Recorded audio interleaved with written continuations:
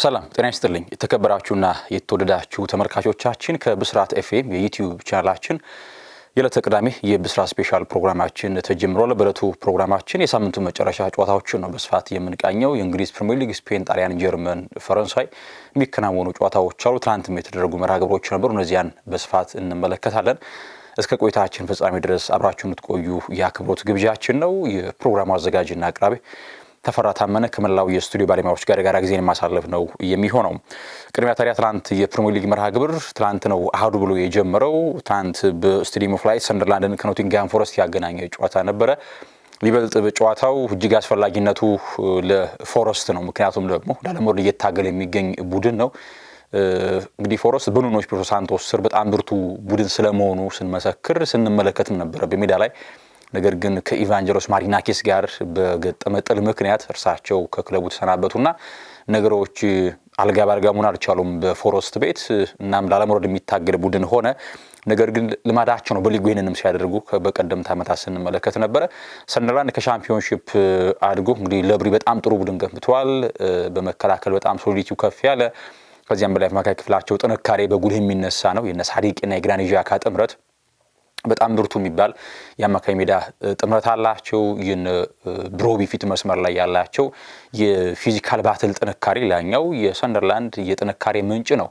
እናም ትላንት በሜዳቸው ኖቲንግሃም ፎረስትን ገጥመው ነበረ። ስለዚህ ጨዋታው ከሰንደርላንድ በተሻለ መንገድ አስፈላጊነቱ ለፎረስት ነበረ። ትላንት በሚያስደንቅ መንገድ ኖቲንግሃም ፎረስት ጨዋታውን 5-0 ነው ማሸነፍ እየቻለው።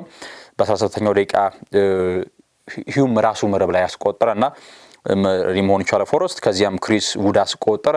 ሞርጋን ጊብስ ዋይት፣ ኢጎር ጄሱስ እና ኢሊዮት አንደርሰን ያስቆጠሯቸው ጎሎች ኖቲንግሃም ፎረስትን 3 ነጥብ አሳክቶ በጣም እጅግ አስፈላጊ ላለመውረድ በሚደረገው መንገድ ውስጥ ትልቅ ስንቅን ቋጥሮ እንዲጓዝ ያደረገው እንድል ነው ማስመዝገብ እየቻለው። የሞርጋን ጊብስ ዋይት ብቃት ግን በጣም እየናረ ነው፣ ከአመት ዓመት እየጎለበተ ለቡድኑ አስፈላጊነቱ ኢንዲቪጁዋል ብሪሊያንሱም በጣም ከፍ እያለ ነው የመጣውና እንደምናስታውሰው ክረምት ላይ ሁሉ ነገር አልቆ ነበረ ወደ ቶተንሃም ስፐርስ ለመዘዋወር። እንዲያውም እውቁ የዝውውር ኤክስፐርት ፋብሪዚዮ ሮማኖም ሂር ዊ ጎ በሚል አስፍሮት ነበር የሱን ዝውውር። ነገር ግን የኋላ ተጨናገፈና ዝውውሩ ሳይሳካ ቀረ።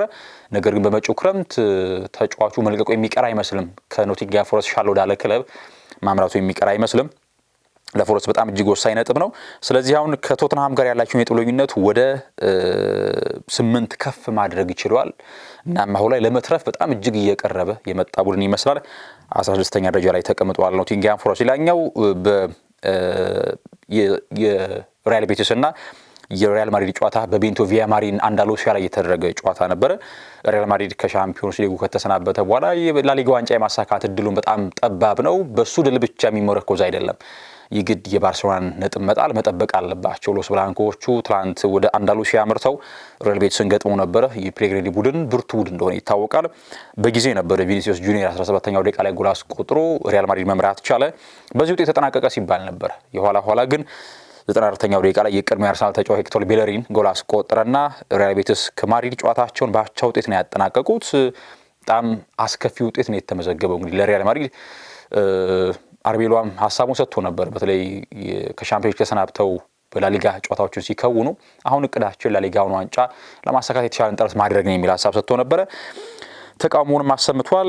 ግልጽ በእጅ ተነካ ኳስ ፍጹም ቅጣት ምት ተከልክለናል የሚል ሀሳብ ሰጥቷል። ከዚያም ባለፈ የነርሱ ጎል ሲቆጠር ሚኒ ላይ ጥፋት ሰርቶ ነበር በሚል ተቃውሞውን ተናግሯል። ይሄ ለመጀመሪያ ጊዜ አይደለም ሲገጥመን፣ በዚህ ሲዝን ደጋግሞ ይሄ ነገር እየገጠመን ይገኛል ሲል ተቃውሞውን በዳኝነቱ ላይ ያለውን ተቃውሞ ራውል አርቤሎ ሀሳቡን ሰጥቷል። ኪሊያን ምባፔ በግራ እግሩ ላይ የሃምስትሪንግ የሚመስል ጉዳት እንደገጠመው ዘገባዎች እየወጡ ይገኛሉ። ምናልባት የሕክምና ባለሙያዎች ገምግመውት የጉዳቱ መጠን ምንድን ነው የሚለውን የሚያሳውቁ ነው የሚሆነው። ነጥብ ግን ተጋርቶ ወጥቷል።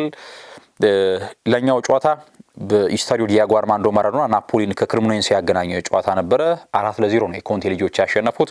ስኮት ማክቶሚኔ ጎል አስቆጥሯል። ኬቨን ዴ ብሩይን እና አሊሰን ሳንቶስ ጎል ካስቆጠሩት መዝገብ ውስጥ የተካተቱ ተጫዋቾች ናቸው። አሁን ላይ ናፖሊ በቀጣይ የውድድር ዓመት በአውሮፓ መድረክ ቻምፒየንስ ሊግ ላይ ማለት ነው ለመሳተፍ በጣም እድሉ እያሰፋ መጥቷል። ወደ 69 ነጥብ ልዩነቱን ከፍ ማድረግ ይችላል ናፖሊ። ሌላኛው መርሃ ግብር በሬድቡል አሬና ሬድቡል ሌፕዚግን ከኡኒየን በርሊን ያገናኘ ጨዋታ ነበረ።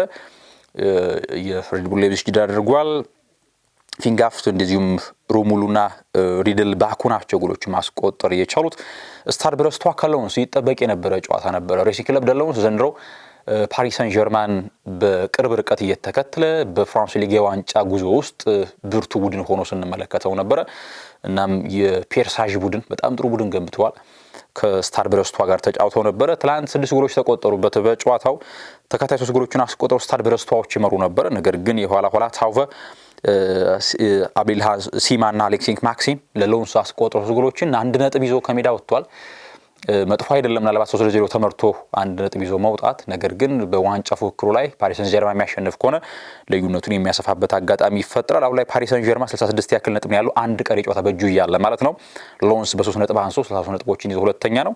ስለዚህ ፓሪስ ሰን ጀርማን ምናልባት ነገሮች ሊቀሉት ይችላሉ። በፍራንስ ሊግ የዋንጫ ሂደት ላይ መጠነኛ መዳከም ካሳየ ሎንስ ይበልጥ ትኩረቱን ፓሪስ ሰን ጀርማን ለቻምፒየንስ ሊግ የሚያደርግበት እድልና ተጫዋቹን ለማሳረፍም በር የሚከፍትለት አጋጣሚ ይፈጠራል ማለት ነው። እናም ነጥብ ተጋርቷል ሎንስ። ሌስተር ሲቲ ከሚልዌል ይጠበቅ ነበር የመርሃ ግብር። ሚልዌል ወደ ፕሪሚየር ሊግ ለማደግ እየተፋለመ ነው የሚገኘው። ነጥብ ተጋራ ትላንትና። እንግዲህ ሌስተር ወደ ሊጉ አመሮሩ ይታወቃል። አሁን ላይ ሚልዌል 1 ጨዋታ ብቻ ነው የሚቀረው። ስለዚህ ከእጁ ወጥቷል። አሁን ላይ ሁለተኛ ሆኖ ለማጠናቀቅና በቀጥታ ፕሪሚየር ሊጉን ለመቀላቀል ከእርሶ በተሻለ ኢፕስዊች ታውን 79 ነጥብ ይዟል፣ በ1 ነጥብ ብቻ አንሶ። ነገር 2 ቀሪ ጨዋታ ያነሰ ጨዋታ አድርጓል ከሚልዌል እና ኢፕስዊች እድሉ በእጁ ነው ያለው። ቀጥ ጨዋታዎችን ካሸነፈ የማንም ውጤት ሳይጠብቅ በቀጥታ ኮቨንትሪን በመከተል ወደ ፕሪሚየር ሊግ ዳግም የሚመጣ ነው የሚሆነው። እንግዲህ እንደምናውቀው እንደነ ኦማር ሆቺንሰን ከዚያም ባለፈ እንደነ ሊያም ዲላፕ የመሳሰሉ ተጫዋቾችን አስመለከተንና እነሱ ፕሪሚየር ሊግ ቆዩ፣ ወደ ቻምፒዮንሺፕ ተመለሰና ኢፕስዊች አሁን ደግሞ በጥሩ መንገድ እየተጓዘ የሚገኝ ቡድን ሆኗል። ወደ ዛሬ መርሃ ግብሮች ልውሰዳችሁ። ዛሬ የሚጠበቁ የፕሪሚየር ሊግ ጨዋታዎች አሉ። እጅግ የሚጠበቁ መርሃ ግብር ምሽት 1:30 ላይ በኤምሬትስ አርሰናል ከኒውካስል የሚያገናኘው ጨዋታ ነው። ምክንያቱም በዋንጫ ፉክክር ላይ የሚገኘው አርሰናል እንደምናስታውሰው ለተረቡ በርንሌይን ካሸነፈው በኋላ ማንቸስተር ሲቲ ሊጉ መሪ ሆኗል። በግብ ክፍያም እኩል ናቸው። ነገር ግን በአመቱ በርካታ ጎሎች ማናስቆጠር በሚለው ህግ መሰረት ማንቸስተር ሲቲ አርሰናልን ቀድሞ በሊጉ ቀዳሚ ቡድን ሆኗል።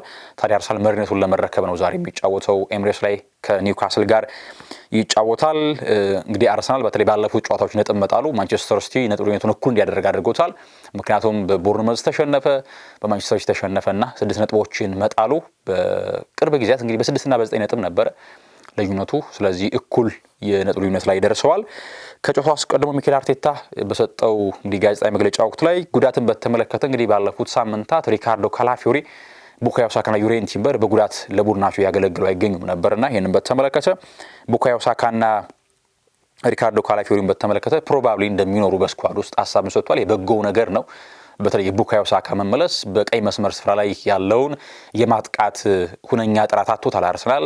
በኖኒ ማዱኬን የሚጠቀመው እርሱ ደግሞ እንግዲህ ድሪብሎችን ከማድረግና በተወሰነ መንገድ ስጋት ከመፍጠር ባለፈ በጣም ክሊኒካል ሆኖ ለአርሰናል ጠቃሚ ሆኖ ስንመለከተው አልነበርም ባለፉት ሳምንታትና የቡካዮ ሳካ ወደ ሜዳ መመለስ ለቡድኑ የማጥቃት ጥራት ሁነኛ መሳሪያ እንደሚሆን ይታመናል። ከዚያም ባለፈ ደግሞ በሪካርዶ ካላፊዮሪ መመለስ በአርሰናል እጅግ ወሳኝ ጨዋታዎች እጅግ ፈተናዎችን ያደርጋል በፕሪሚየር ሊግና በቻምፒየንስ ሊግ። ስለዚህ እያፈራረቀ ለመጠቀም ሁነኛ አማራጮችን ስለሚያገኝ በጎ ነገር ነው። ዩሬን ቲምበር ግን በስኳድ ውስጥ እንደማይኖር ሚኬል አርቴታ ተናግሯል።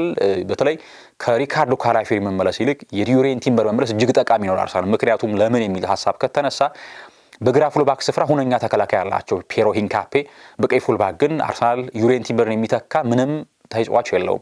ምክንያቱም እሱን ለመተካት የሚጠቀመው ቤን ዋይትን ነው አሊያም ደግሞ ሞስኬራ ነው። እንግዲህ ቤን ዋይት ከኳስ ጋር ጥሩ ነው፣ ነገር ግን ከኳስ ውጭ ያለው የመከላከል ጥራትን ብዛም ነው። በአንጻሩ በተቃራኒው ደግሞ ሞስኬራ በመከላከሉ ጥሩ የሚባል የተሻለ ነው ከቤን ዋይት። በአንጻሩ ግን በቢውልድ አፕ ላይ የሚቸገርና ኳሶችን ስርጎል ለማድረግ ከዚያም ባለፈ መስርቶ ወደፊት ለመውጣት የሚቸገር ተጫዋች መሆኑን ስንመለከት ነበረ። እናም ከካላፊዮሪ መመለስ በላይ የዩሬን ቲምበር በጤና መመለስ እጅግ አስፈላጊው፣ ነገር ግን ዩሬን ቲምበር እንደማይኖር አርቴታ ተናግሯል። ከዚያም ባለፈ አሁን ላይ በጣም ተመሳሳይ ኢነርጂ ተመሳሳይ የማሸነፍ ሜንታሊቲ ነው በቡድናችን ላይ የሚገኝ የሚል ሀሳብ ሰጥቷል። እንግዲህ ኦፕታ ሱፐር ኮምፒውተር አሁንም ቅድመ ግምቱን ለአርሰናል ሰጥቷል። ይህንን በተመለከተ ምን ሀሳብ አለ የሚል ሀሳብ ቀርቦት ነበረ። እንግዲህ ዛሬ ጨዋታ አለን። ጨዋታውን እንግዲህ የምናሸንፍ ከሆነ ይበልጥ እንቀርባለን ማለት ነው። ስለዚህ የኛ ዋነኛ እቅዳችን ጨዋታዎቹን እያሸነፍን መጓዝ ነው የሚል ሀሳብ ሰጥቷል። የጎል ዲፈረንስን በተመለከተ ሀሳብ ቀርቦት ነበር። እንግዲህ ሁለቱም ቡድኖች አርሰናል ማንቸስተር ሲቲም ቅርጫታዎቻቸው ሁሉንም ካሸነፉ የሚለዩት በግብ ክፍያ ነውና ይሄንን በተመለከተ ሐሳብ ቀርቶ ነበረ።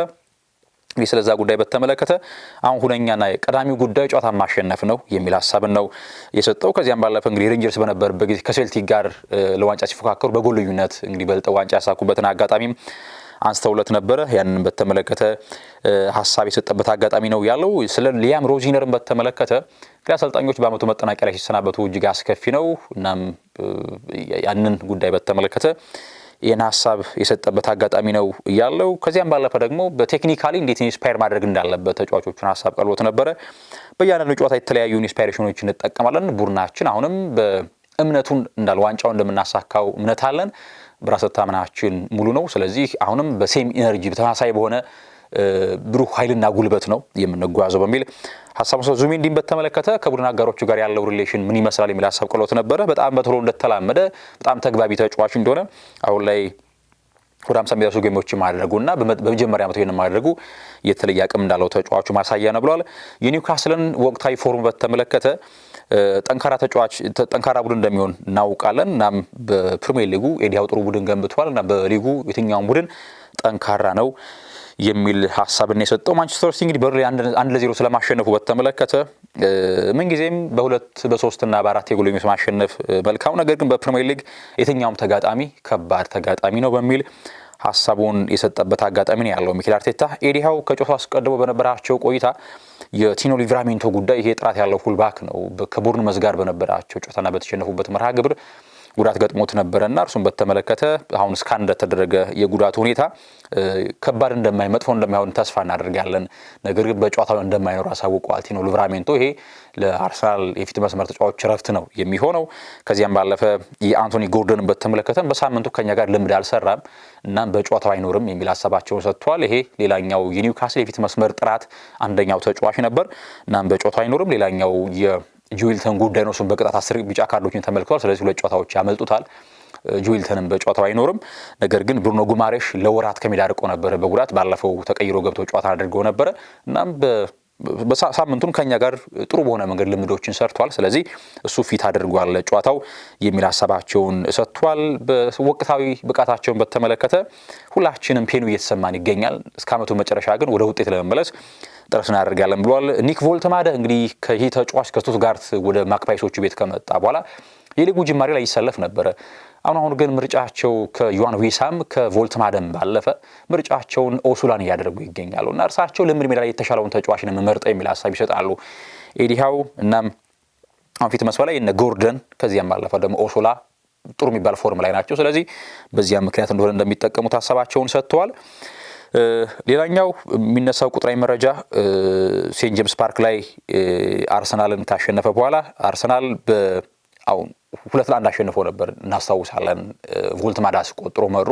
የኋላ የሚኬል ሜሪኖና የጋብሪኤል ማጋሌሽ ጎሎች አርሰናል መሪ አድርገው ድል አድርገው እንዲወጣ አድርገው ነበር።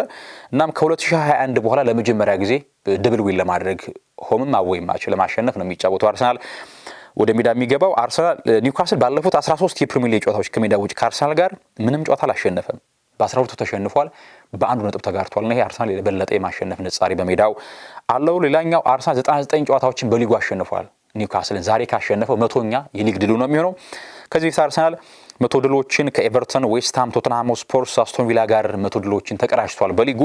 እናም አሁን ደግሞ ዛሬ ካሸነፈ ኒውካስልን 100ኛ የፕሪሚየር ሊግ ድሉ ይሆናል ከኒውካስል ጋር ማለት ነው። እናም በዚህ መንገድ ጨዋታዎቹ ቀጥለው ይደረጋሉ እና ኤምሬትስ ላይ የሚከናወነው ጨዋታ መርሃ ግብር ይጠበቃል። አርሰናል እንግዲህ አሁን ላይ ከሚሳደድ ቡድን ነበር አሁን የሚያሳደድ ቡድን ሆኗል። ምክንያቱም መሪነቱን በማንቸስተር ሲቲ ስለተነጠቀ እና አሁን ላይ እያንዳንዱ ጨዋታ የፍጻሜ ያክል ነው። አንዳች ደንቀፍ የሚል ቡድን ካለ ዋንጫውን አሳልፎ የሚሰጥበት አጋጣሚ ነው የሚፈጠረው። እንግዲህ አርሰናል በተለይ ባለፈው ከማንቸስተር ሲቲ ጋር በነበረ የጨዋታ መርሃ ግብር ይበልጥ ሚኬል አርቴታ ከሚወቀስበት አጫወት ዘይቤ ይሄ ፍሬኑን ለቆ መጫወት አለበት፣ ደፈር ብሎ ወደፊት ተጠግቶ መጫወት አለበት ሲባል ነበረ።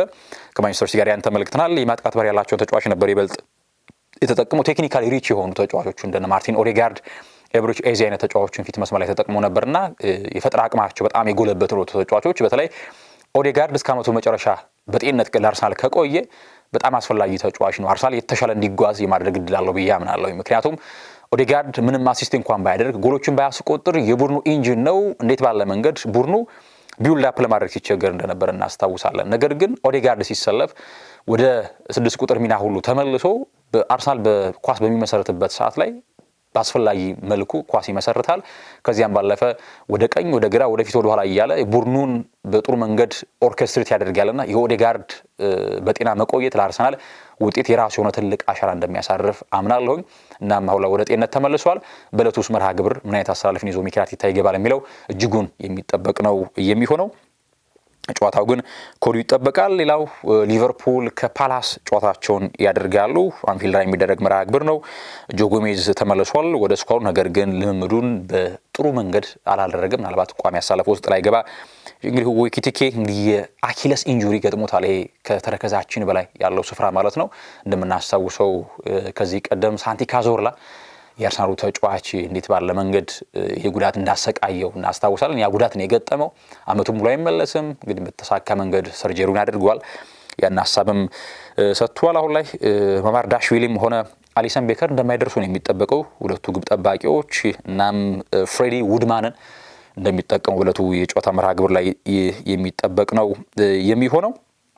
ሌላኛው የሚነሳ ጉዳይ አዳም ዋርተን በፓላስ በኩል ባለፈው አልነበረም ከዌስትሃም ጋር መረብራቸው የጨዋታ መርሃ ግብር ሼልሲ ፓርክ ላይ። ነገር ግን በጥሩ መንገድ ልምዱን ሰርቷል ሲሉ ኦሊቨር ግላስነር ሀሳባቸውን ሰጥተው ናትናኤል ክላይንን በተመለከተ እርሱ የመድረስ እድሉ ጠባብ ነው በጨዋታው። በመጪው ሐሙስ የኮንፈረንስ ሊግ ጨዋታ ያደርጋሉ የሰሚ ፋይናል ጨዋታና ምናልባት ለዚያ ጨዋታ ተጫዋቾችን ያሳርፉ እንደሆነ ቀርቦላቸው በቂ ቀናቶች አሉ፣ ስለዚህ ትኩረታችን አሁን ላይ ለሊቨርፑል ጨዋታ የሚል ሀሳባቸውን ሰጥቷል። በፕሪሚየር ሊጉ ሊቨርፑል ባለፉት በሜዳው ጨዋታዎች ፓላስን ማሸነፍ አልቻለም። በሁለቱ ነጥብ ተጋርቶ በአንዱ የተሸነፈበት አጋጣሚ ያለው። እናም ሊቨርፑል ጨዋታውን ከፓላስ ጋር ያደርጋል። ሌሎች መርሃ ግብሮች በሊጉ ይደረጋሉ። በክራቨን ኮቴጅ ፉልሃም ከአስቶን ቪላ የሚደረግ መርሃ ግብር አለ። ኡናይ ኤምሪ በደረጃችን ከማንቸስተር ዩናይትድ የተሻለ ደረጃ ይዘን መጨረስ ነው የምንፈልገው የሚል ሀሳባቸውን ሰጥተዋል። ከፉልሃም ጋር ብርቱ ትግል ይገጥማቸዋል። ሌላኛው ተጠባቂው መርሃ ግብር ሁለት ተጠባቂ መርሃ ግብሮች ይደረጋሉ ላለመውረድ በሚደረገው ትግል ሞሊኒው ላይ ወልቭስ ከቶተንሃም ይጫወታል። ወልቭስ መውረዱ ተረጋግጧል። ቶተንሃም ሪዘርቭ ሰዓት ውስጥ ገብቷል።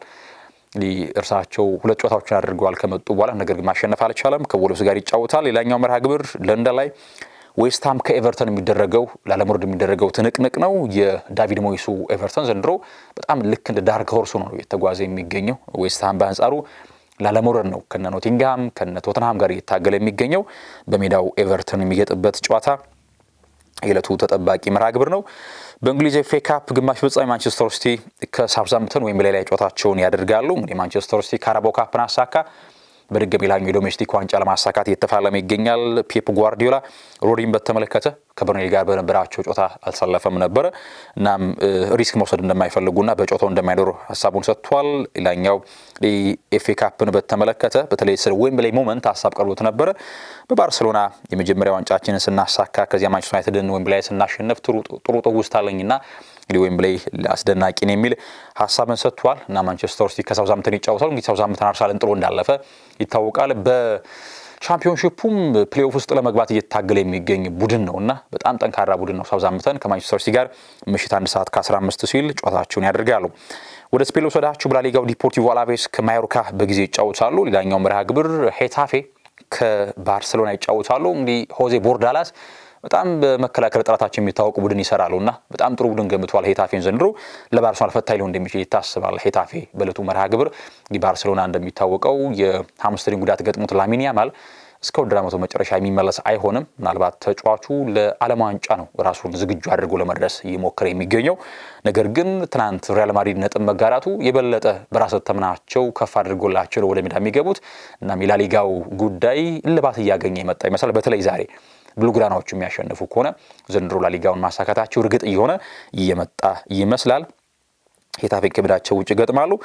ሜስቲያ ላይ ቫሌንሲያ ከጂሮና ይጫወታሉ። እንግዲህ ቫሌንሲያ ጉዞ እጅግ ያሳዝናል። በተለይ 2000ዎቹ መጀመሪያ ላይ የነበረው የራፋ ቤኒቴዝን ቫሌንሲያ ላስታወሰ አሁን ላይ እንደዚህ መሽመድመዱ ቡድኑ እጅግ አሳሳቢ ነው። ላለመውረድ ነው እየታገለ የሚገኘው። ጂሮናን ይገጥማል። ሌላኛው በዋንዳ ሜትሮፖሊታኖ አትሌቲኮ ዲ ማድሪድ ከባስኩ ክለብ ቢልባኦ ጋር ይጫወታሉ። አትሌቲኮ ማድሪድ 4 ተከታታይ ላሊጋ ጨዋታዎችን ተሸንፏል። ምናልባት ባለፉት ሳምንታት እንኳን ትኩረታቸው ለቻምፒዮንስ ሊግ በማድረግ የአውሮፓ መድረክ የማጣት እድላቸው ጠባብ ስለሆነ ትኩረታቸው ለቻምፒዮንስ ሊግ ያደረጉ ለውጦችን ያደርጉ ነበረ ሲሞኔ። ዛሬ ምን ያደርጋሉ የሚለው ይጠበቃል። በዚህ መንገድ ላሊጋው ይደረጋል። በጣሊያን ሴሪያ የካርሎስ ኩዌስታው ፓርማ ከፒዛ ጋር ይጫወታሉ። ቦሎኛ ከሮማ ጨዋታዎችን ያደርጋሉ። ኤላስ ቬሮና ከሌቼ ሌላኛው የዕለቱ መርሃ ግብር ነው። በቡንደስሊጋም ጨዋታዎች ይደረጋሉ። በተለይ በአውሮፓ ቻምፒየንስ ሊግ ለመሳተፍ የሚደረግ ፍልሚያው ይጠበቃል። ኮሎኝ ከሊቨርኩሰን፣ ኡግስቡርግ ከኢንትራክት ፍራንክፉርት፣ ሄደንሄም ከሴን ፓውሊ ሁለቱም የሚወርዱ ቡድኖች ይመስላሉ። ሄደንሄምም ሆነ ሴን ፓውሊ። ሌላኛው ቮልስቡርግ ጠንካራ ቡድን እንደነበር ይታወቃል። አሁን ላለመውረድ ነው እየታገለ የሚገኘው። ከቦሩሲያ ሞንቸንግላድባች ይጫወታል።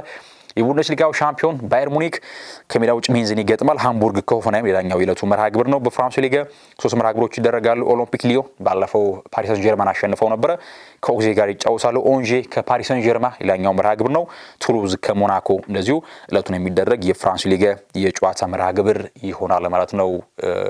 ተመልካቾቻችን ተጠባቂ መርሃ ግብሮችን ከ8 ሰዓት ጀምሮ በተወዳጁ ጣቢያ ብስራት ኤፍኤም 101.1 መከታተል ትችላላችሁ። ስለነበረ ቆይታ ከልብ እናመሰግናለን። ተፈራ ታመነ ከመላው የስቱዲዮ ባለሙያዎች ጋር ጊዜን አሳልፍ ያለውኝ ሰናይ ጊዜን ተመኘው።